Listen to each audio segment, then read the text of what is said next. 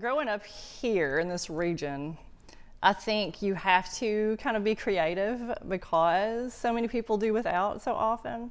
So, there's always been this like do it yourself, like work with what you have type of mentality / creativity, at least a lot in my family. Like that's what happened a lot of the time. And so I was constantly, luckily, surrounded by art and music.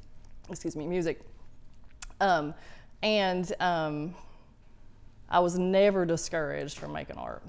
Like my parents never told me that that was not a viable career choice. So in high school, I took every art class that I could. And my art teacher, was like, you need to try to go to art school. I think, you should.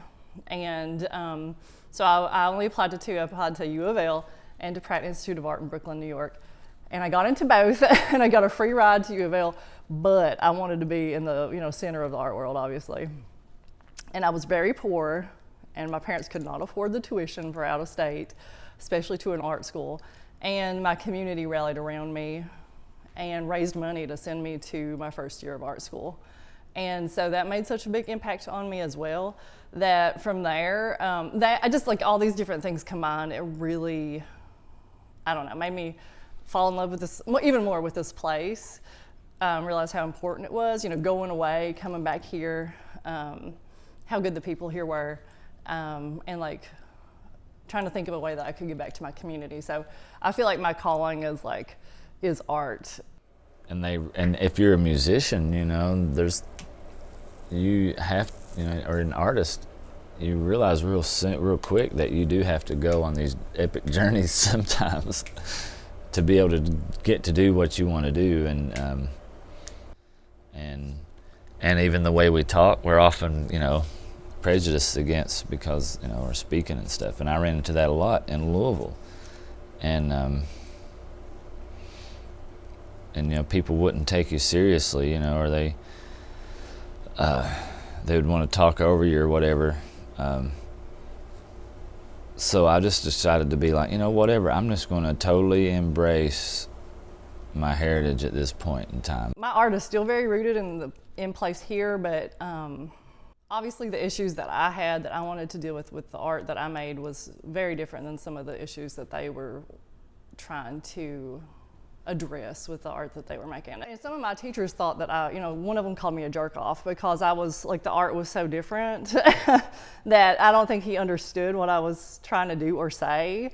And I was just coming from such a different place, missing home, and my grandma was sick at the time, and there was strip mining behind my parents' house that was destroying the foundation of our home. And, there were all these things, and I couldn't be there for any of that to help in any way or anything. And so all these things that I was trying to create, they had no idea what I was trying to say about any of that. And so really going away made me realize how important this place was. And so from there, I like I said, I was very lucky to have the opportunity, and I learned a lot, but I was glad to be able to come back.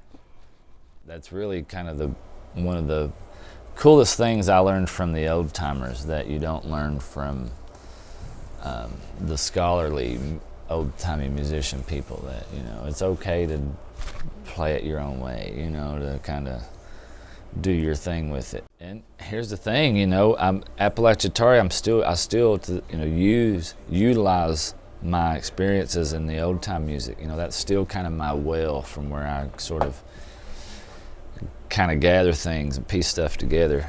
And it's really fun that way. I think that's very important for young people to see a working artist, because I make the point to say that this is what I do full time. I've gone and spoken in college classes and about art as a career, and I've had students come up to me in tears afterward being like, I didn't know I could live in this area and be an artist, and so I feel that's a very important part of what I do, is being visible and letting people know that it's hard work, don't get me wrong, but it is possible. People have asked me, would I ever move anywhere else? And I'm like, I don't know if I could move somewhere else and make the art that I make and be accepted as well elsewhere.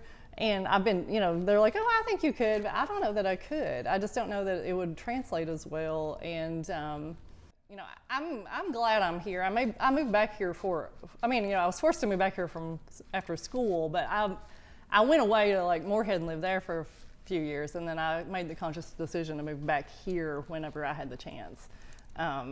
Because I want to be here. I have faith in this area. I want to see it grow, and I want to do what I can to help it do that. These days, I don't necessarily have to consciously think about whether or not this is like Appalachian enough, or something like that, or is this? I'm kind of enjoying this little bit of. Sort of freedom from that, like, oh, let's paint this because it might look nice, or it might, just give somebody a certain feeling or whatever.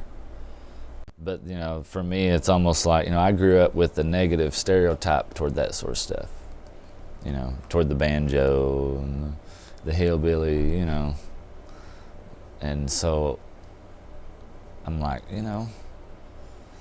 in reality, I am the hillbilly, It's like, I can be whatever I want. I just know where I came from in that sense.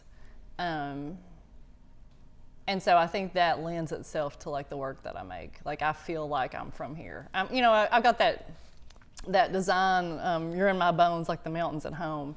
Like, I feel like the mountains here really get in your bones, even if you're not born here. I've known so many people who have lived here for a time, and like they just feel like this is a place they need to be. And so there's something about this place, I think. And I don't, if somebody needs to leave the area, I totally get it. This place isn't for everybody, but I feel like it is for me.